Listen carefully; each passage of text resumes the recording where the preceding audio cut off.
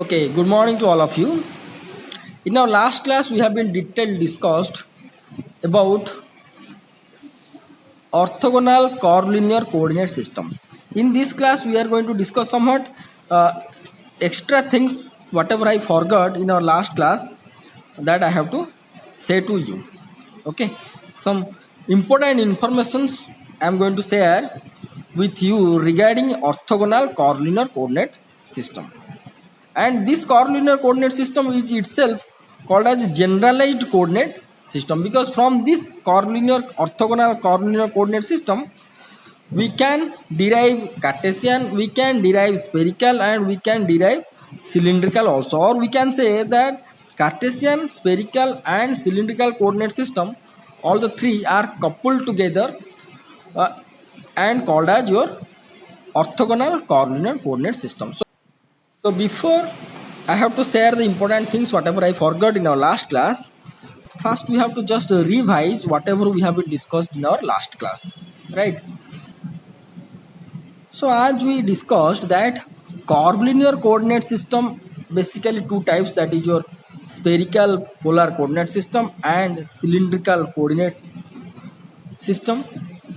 And here you can see that a point P either in your spherical polar coordinate system or in your cylindrical coordinate system, that point P can be transformed its Cartesian coordinate system to spherical polar coordinate system or cylindrical coordinate system, and vice versa, that we have been discussed in detail. So here uh, we found that, so if we are going to consider a point here in the so-called Cartesian coordinate system and its coordinate will be xyz, p xyz, then these xyz, which are the Cartesian coordinates, can be transformed to polar coordinates like this. Z will be r cos theta, x will be r sin theta cos phi, y will be r sin theta sin phi. That means x, y, z, all the Cartesian coordinates has been transformed to polar. Likewise, in case of cylindrical coordinate system also same. That means it's x, y, z transformed to polar coordinates, right? So in general, we can say that Cartesian coordinate system and curvilinear coordinate system both are coupled together. Okay, so here point P on this surface, suppose this surface is considered as U. That means the x component of this point function of x, y components also function of this u, and z component also function of u. That means x, y, z, all three components are function of u, because this point is on this surface. So only for that we can write x is the function of u, y also function of u, z also function of u, where u is the function of xyz. That means the whole surface is the function of xyz. That means if the point will be move on this surface, then its xyz component will be always changes with time, right? Likewise, cylindrical coordinate system also same. That means the Cartesian and polar always interchangeable, right? So as we have been discussed, yeah, in our last class, that if the point is on a surface, so we could not exactly identify that surface will be a spherical one or cylindrical one. So it will be convenient that we have to consider three curvatures or three curves are intersects at a point, and this point is considered as our P, which is your xyz. That means if the P is going to be moved in this space, that means that P will be moved either this on this surface or this surface or this surface. So hence the point P can be represented by intersection of three curves. Okay, so this coordinate system is nothing but called as your curvilinear coordinate system, coordinate system, CCS. But here we can see that the tangents on each surface from this point are perpendicular with each other. See, the red one is perpendicular, this one, the with the green one, and blue one is here. So these arrow are the tangents on this surface. The red one is this one is the tangent for this surface from here, this one is the tangent from this surface for this surface, blue surface from here. So these all are perpendicular, hence the unit vectors along these tangents also perpendicular with each other. So only for that we can say perpendicular, or we can say orthogonal with each other. So only for that we can say this coordinate system is your orthogonal curvilinear coordinate system, or in short we can say OCCS. So as the unit vectors are normal with each other or perpendicular with each other, then the dot product will be 0. Dot product of E1 cap, E2 cap, E2 cap, E3 cap will be 0. E1 cap dot E1 cap, and product with itself will be 1, and cross product will be E1 cap, E2 cap, cross product will be E3 cap, like that. Okay, then as we discussed that if this point will be moved, suppose this point will be moved on the red surface, that means on the U surface. Whenever it will be moved on the U surface, the instantaneous displacement, suppose point P here, and it is displaced to a distance in this one. That means initially the position vector is here, then it is changed to here. That means we can say the position vector changes with respect to change of du, right? So dr by du, if the position vector in Cartesian coordinate system will be this one, so dr by du will be this one, and we defined here h1 is the mod, the magnitude of this one will be this one, del x by del u square, del y by del u square, plus del z by del u square root over. Detail we have been discussed in our last class, and we found that del r by del u equal to del r by del u modulus into E1 cap, and here we defined that h1 is the modulus of this one. That means this one is nothing but h1. So here we can write that implies E1 cap will be equal to how much? Here you can see del r vector by del u by its magnitude, del r by del u magnitude. You just write down these things in your note. So likewise, if this will be this one, so that implies here also we can write E2 cap is nothing but del r by del v, because this will be required in our next classes. Okay, del r by del v modulus. Likewise here, that implies E3 cap will be del r by del w by del r by del w modulus magnitude, right? So these three things you have to write in your note. So here one another important point I have to say to you, that here you can see this is a generalized coordinate system, because from this OCCS all the three coordinate systems are coupled together. That means here we can found Cartesian coordinate system, here we can found your curvilinear coordinate system, that may be cylindrical or spherical. So from this OCCS, Cartesian, spherical and cylindrical can be derived. So only for that this will be called as, the OCC will be called as your generalized coordinate system. Okay, generalized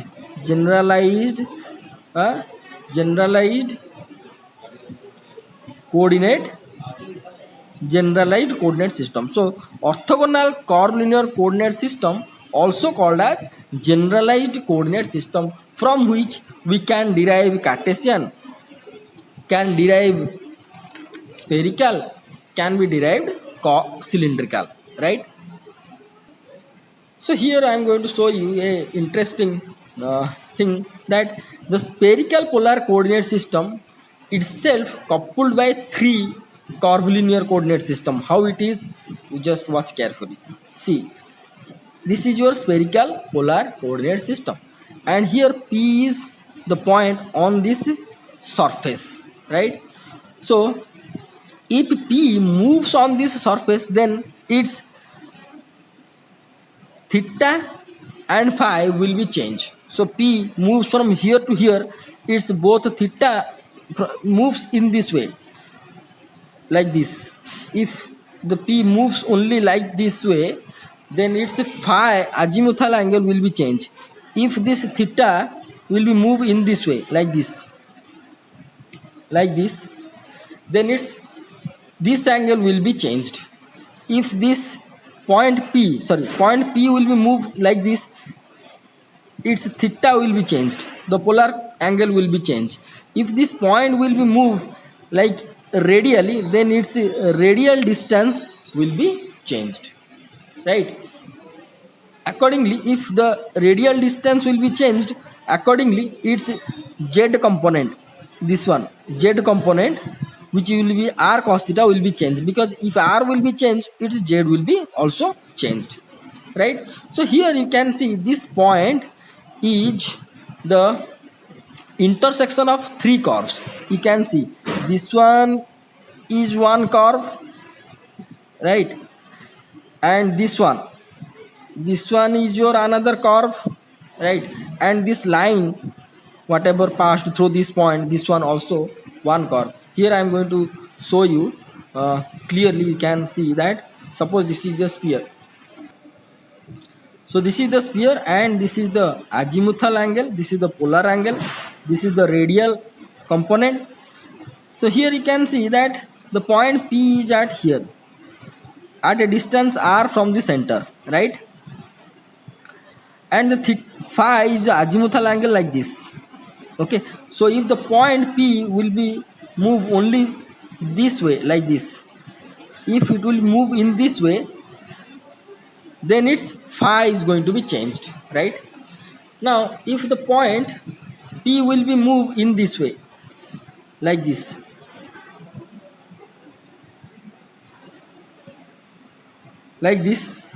then its theta angle, this one is your theta, so theta angle will be changed. So if the point P will be moved along the radial, that means it will move either this way radially, then this will be changed, the radial distance will be changed. So here you can see this point P is here, one curve is like this, and another curve is like this. This curve is your this one, okay, and another curve is this one.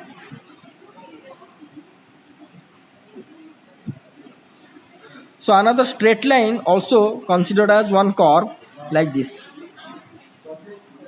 So here you can see this straight line is perpendicular on these two curves, and if I am going to draw the tangent here, and for this curve and for this curve also, they are going to be perpendicular with each other, right?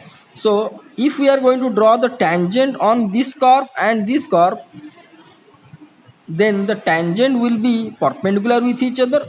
And if this one is your radial line, so obviously this one will be what, perpendicular, both this and this tangents, right? So here we can see that this point P is the intersection of three curves.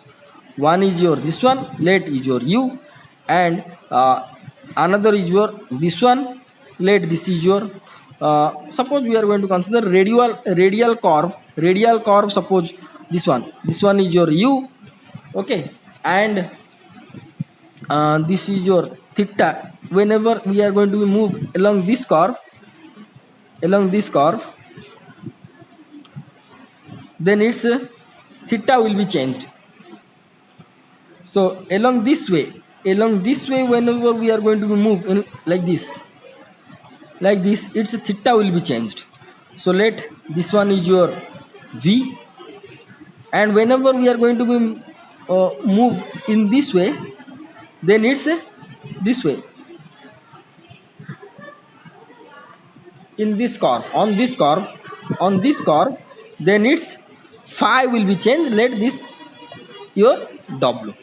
So here u, for this spherical polar coordinate system, the u curve is belongs to r, v curve is belongs to theta, w curve is belongs to phi, right? And the corresponding unit vectors we can consider, this one will be e theta cap, this one will be e r cap, and this one will be for this curve the unit vector will be e phi cap, right? Now similarly, if we are going to consider the cylindrical coordinate, also here three curves are intersects at this point. Here you can see if we are going to consider this curve, that means if we are going to consider this curve, that means its theta is going to be changed. Okay, on the surface of the cylinder means its theta is going to be changed.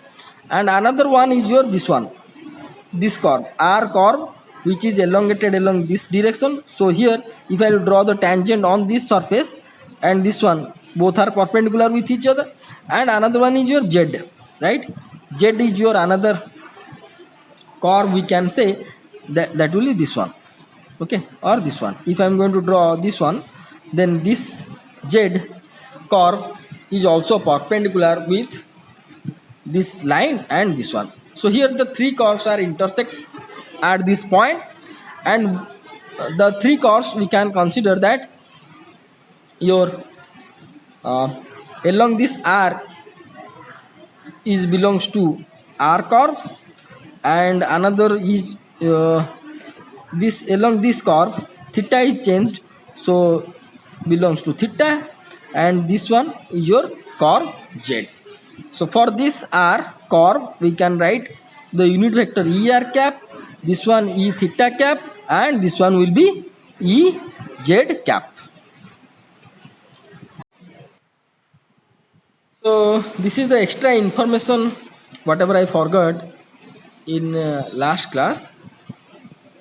Okay, so here you can see that if this point on the spherical polar coordinate system, then this point is the so-called intersection of three curves. One is this one, belongs to changes of theta. Another one is this one, changes of phi. Another one is your line. If line or the length or radial component will be changed, then the sphere size will be decrease or increase. Okay, likewise cylindrical coordinate system also we have to consider same thing. So as I told that these curves named as u is for r, v for theta, w for phi, and corresponding unit vectors. And here you can see that the line itself can be considered as a curve. Okay, this is a curve, the line itself considered as a curve. So thank you so much for watching this video. In our next class we are going to discuss about gradient in terms of orthogonal curvilinear coordinates, right?